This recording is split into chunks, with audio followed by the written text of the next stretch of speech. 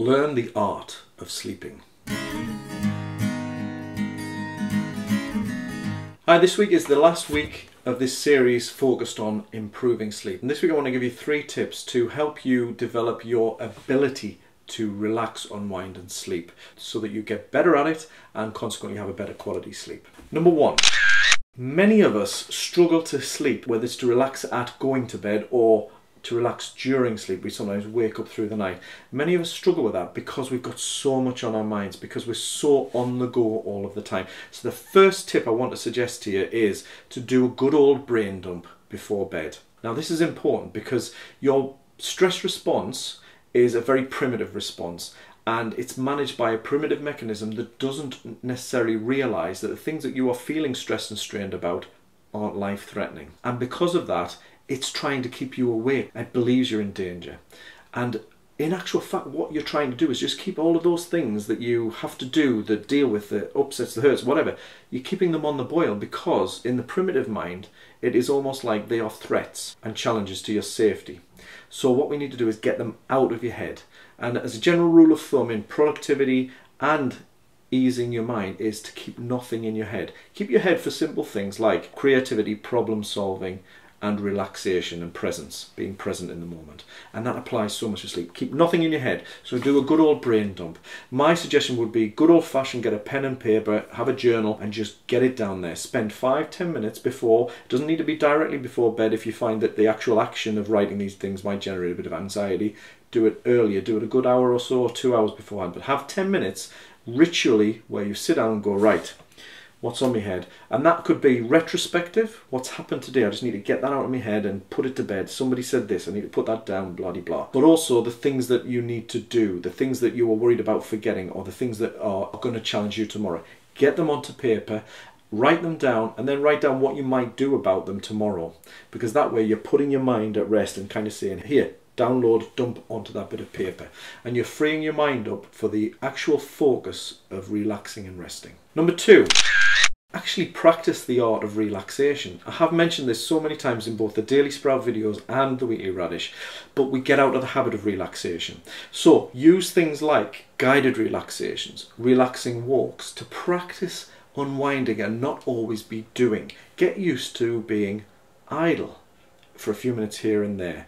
Building in some sort of relaxation practice just as you settle into sleep can be a massive factor in helping you get better at unwinding and resting and settling down and having a better quality sleep. There's lots of resources out there that help you to do this. I've got my On the Time Out toolkit, which feel free to follow the link at the end of the video, and start to build in some good quality relaxation at bedtime but also throughout your day so that you can get better at unwinding, relaxing and switching off.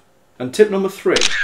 Particularly relevant for those of you who find yourself waking up through the night. It's what you do when you wake up, because that can lead to a sense of anxiety through the night, lead to us tossing and turning for 10 minutes to an hour to a few hours, trying to get back to sleep and failing miserably. Now the prevailing advice is, and I've tried this myself when my sleep's been disrupted, and it's hard but it does pay off and it does work.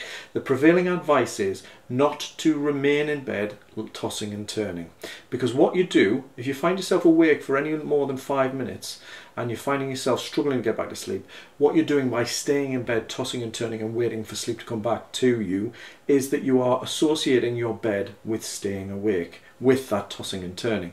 And the advice is that if it lasts any longer than 5 minutes is to get up. It's not to get up and go and do something, it's to get up and to find somewhere, some calm, quiet, low light area where you can just sit and relax and wait until that sleep wave comes back to you. By all means read if you wish, but be careful, because we've got to be careful about light stimulation. In effect, it's about breaking the association with bed and awake, finding somewhere like a chair in the corner or somewhere else that's low light, and just sit and wait for that sleep to come back to you. And when you feel the sleep wave come back to you, you return to bed. You're breaking the association, but you're also allowing your natural process to kick in away from that feeling of anxiety of lying in bed staring at the ceiling or whatever you do. And as I said, my own personal experience of this is that within a couple of days I've broken the habit. If you combine this with brain dump, so that if you find that it's because something's on your mind, write it down, get it out. That can be a very potent combination. What might even be even more potent is to build in a relaxation recording or guided relaxation at that time, if that helps. But try one individually, then add in the others as you go. So there are 3 things to help you improve how you sleep, your ability to sleep. Brain dump. Get it out of your head so you can allow your head to be free to do what it needs to do, which is relax. Engage in some sort of relaxation practice and get into the habit of unwinding. And number 3, if you find yourself waking up through the night, don't toss and turn. Get up, find somewhere quiet and restful to sit until the wave of sleep comes on to you, and then get back to bed. And use those in any 1, 2 or 3 combinations. So that brings us to the end of this series of 4 weekly Radish, where we've taken apart really the elements of what makes up for good sleep. So have a reflect on those 3 key areas.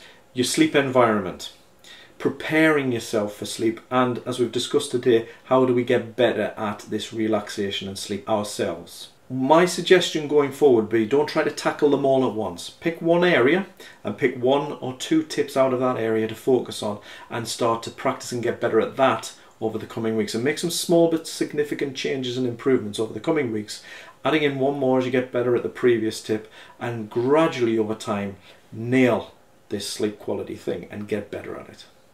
Learn the 6 steps to putting stress in its place by visiting timeouttoolkit.com and claiming your free ebook, Emergency Stress CPR.